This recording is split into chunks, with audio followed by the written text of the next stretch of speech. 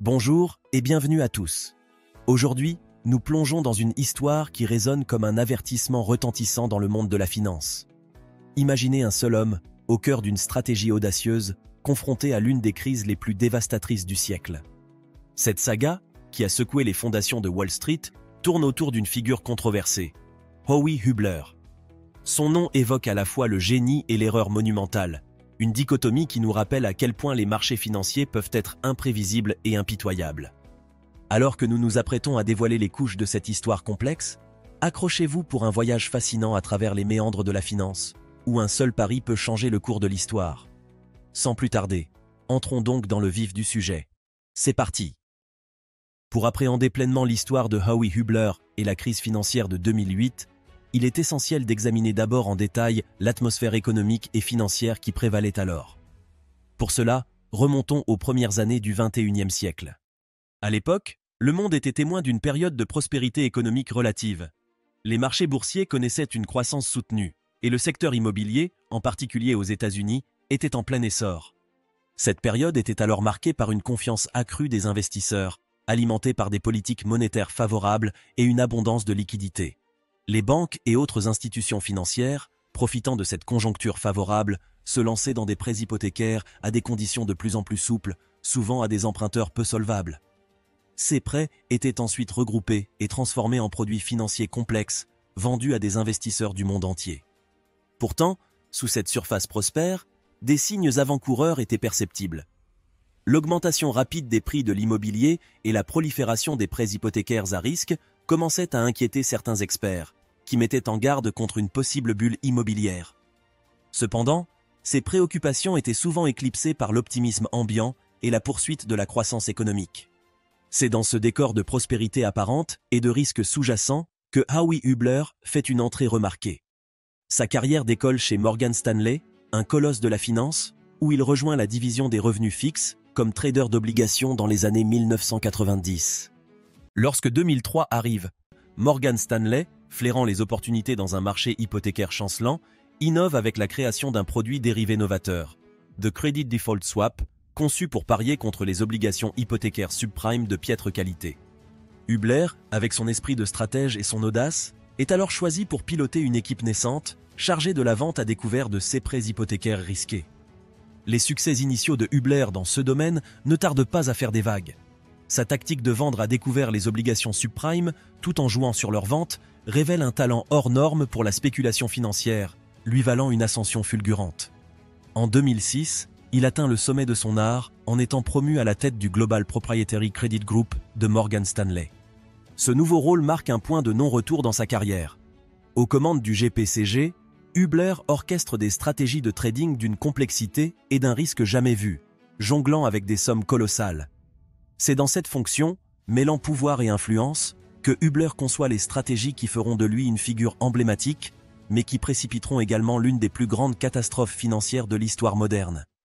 En effet, à la tête du Global Proprietary Credit Group, Hubler a mis en place une approche de trading particulièrement innovante. Il a orchestré la vente de swaps sur défaillance de crédit sur des obligations de dette collatéralisées, notées AAA. Ces CDO, considérés comme des investissements très sûrs et presque infaillibles, constituaient le cœur de sa stratégie.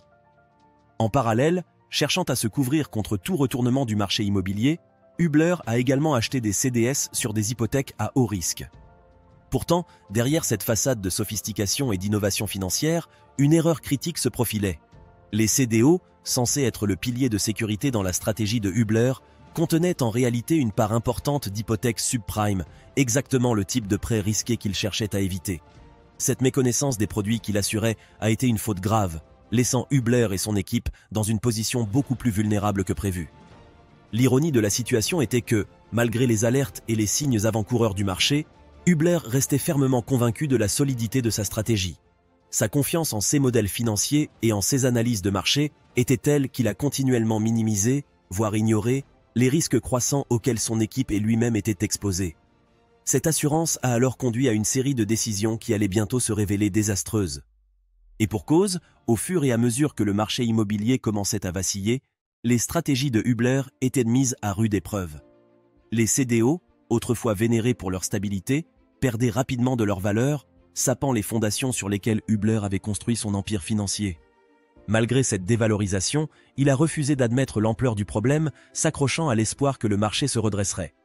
Mais la réalité du marché était impitoyable, et la chute des prix des CDO ne faisait que s'accélérer, entraînant Morgan Stanley dans une spirale financière dangereuse.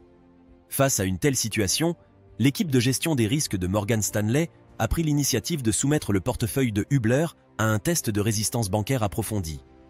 Ce test, crucial pour évaluer la viabilité des stratégies de Hubler dans des conditions de marché extrêmes, a révélé des vérités alarmantes. Lorsque le scénario a simulé un taux de défaut hypothécaire de 6%, un niveau déjà historiquement élevé, le portefeuille semblait tenir le coup. Cependant, en exacerbant les conditions jusqu'à un taux de défaut de 10%, la réalité s'est avérée bien plus sombre. Les projections initiales optimistes se sont transformées en une perte potentielle catastrophique de 2,7 milliards de dollars.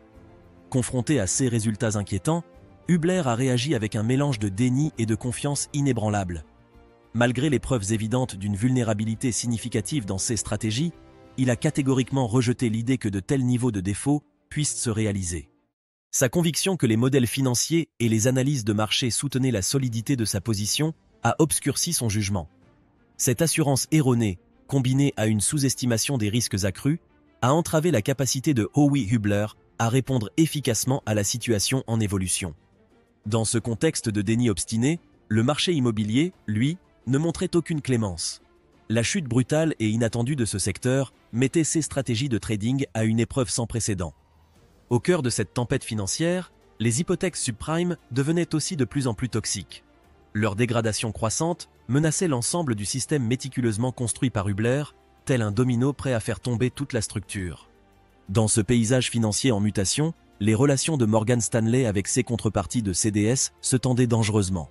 Confrontées à l'effondrement des valeurs de CDO, elles exigeaient des ajustements et des compensations, conformément aux termes de leurs accords. Mais Hubler, ancré dans ses convictions initiales, refusait obstinément d'accepter la dévaluation de ses actifs. Sa résistance face à cette réalité de marché de plus en plus instable non seulement exacerbait les tensions avec les contreparties, mais alimentait également les risques financiers auxquels Morgan Stanley était désormais exposé. Ce bras de fer entre la vision de Hubler et les exigences du marché était en train de devenir un champ de bataille où chaque décision pouvait avoir des conséquences irréversibles pour l'avenir financier de la banque. Alors que le duel entre les convictions de Hubler et la réalité implacable du marché se transformait en un véritable champ de bataille financier, la direction de Morgan Stanley a été contrainte d'entrer dans l'arène. Le moment était venu d'affronter les conséquences dévastatrices des choix audacieux de Hubler. Et le moins qu'on puisse dire est qu'elles étaient considérables. D'ailleurs, les chiffres parlent d'eux-mêmes. En effet, le groupe de Hubler était responsable d'une perte écrasante de 9 milliards de dollars. C'était comme un tremblement de terre financier, secouant non seulement Morgan Stanley, mais aussi l'ensemble de Wall Street, et inscrivant cet épisode comme la 4e plus grande perte de trading individuel de l'histoire. Mais le pire n'est pas là, car au-delà de ces pertes stupéfiantes du groupe de Hubler, Morgan Stanley dans son ensemble a essuyé des pertes globales de 58 milliards de dollars au cours de la crise financière. Face à cette situation catastrophique, la banque s'est retrouvée au bord du précipice financier. Dans un geste désespéré pour rester à flot, elle a été contrainte de se tourner vers le gouvernement américain. Ainsi, dans un scénario à peine imaginable quelques années auparavant, Morgan Stanley a emprunté la somme colossale de 107,3 milliards de dollars dans le cadre du plan de sauvetage des banques américaines. Quant à Howie Hubler, son parcours chez Morgan Stanley a pris un tournant inattendu en octobre 2007. La raison ? Eh bien, face aux pertes abyssales engendrées par ces stratégies, la banque, consciente de sa part dans l'approbation de ces manœuvres risquées, a naturellement dû agir. Mais plutôt que de le licencier, ce qui aurait pu impliquer une reconnaissance de sa propre responsabilité dans la validation de ses erreurs, Morgan Stanley a choisi de permettre à Hubler de démissionner.